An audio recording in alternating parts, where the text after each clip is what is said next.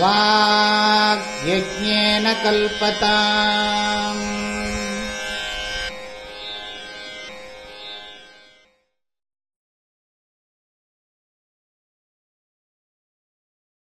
க்ஷீரம் க்ஷீரே யதா க்ஷிப்தம் தைலம் தைலே ஜலம் ஜலே சம்யுக்தமேகதாம் யாதி ததாத்மன்யாத்மவின்முனிः. க்ஷீரம் க்ஷீரே யதா க்ஷிப்தம் தைலம் தைலே ஜலம் ஜலே சம்யுக்தமேகதாம் யாதி ததாத்மன்யாத்மவின்முனிः. எல்லாம் உபனிஷத்தில் இருக்கு. முண்டகோபனிஷத்தில் யதா நத்ய ஸ்யந்தமானா சமுத்திரே ஸ்தங்கச்சந்தி நாமரூபே விஹாய ததா வித்வான் நாமரூபாத் விமுக்தः பராத் பரம் புருஷமுபைதி திவ்யம். முண்டகோபனிஷத் கடைசியில் வர்ணனை விதேகமுக்தி வர்ணனையில் வரும். அது மாதிரி இங்கே என்ன சொல்கிறார், க்ஷீரே க்ஷீரம் யதா, எப்படி பாலில் பாலை விட்டால் பால் க்ஷிப்தம், யதா க்ஷீரே க்ஷீரம் க்ஷிப்தம் ததா ஏகமேவ பவதி. இது 10 க்ஷீரம் இருக்குது 20 க்ஷீரம் இருக்குலாம் சொல்ல முடியாது.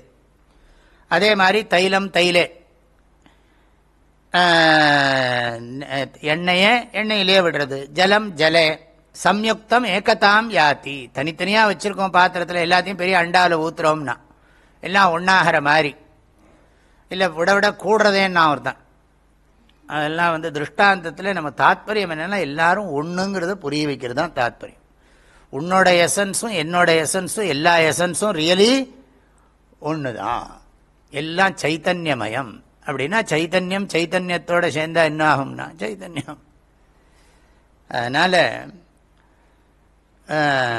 தைலம் ஜல ஜல சம்யுக்தம் ஏகதாம் யாதி, அது எப்படி ஒன்றாகிறதோ. எக்ஸாம்பிள் ததா, அப்படி ஆத்மவித்து முனிஹி ஆத்மனி ஏகதாம் யாதி, ஆத்மாவை தெரிந்து கொண்ட முனிவனானவன், ஆத்மாவை பிரம்மனாக தெரிந்து கொண்டவன் அத்வைத பிரம்மமாகவே ஆகிறான்.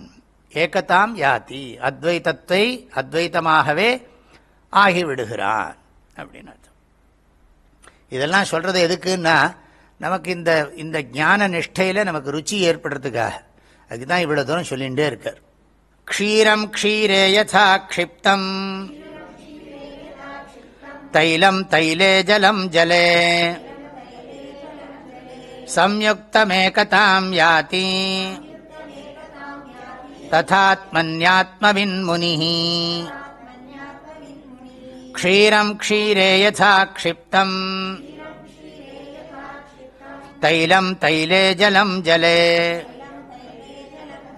சம்யுக்தமேகதாம் யாதி ததாத்மன்யாத்மவின்முனிः.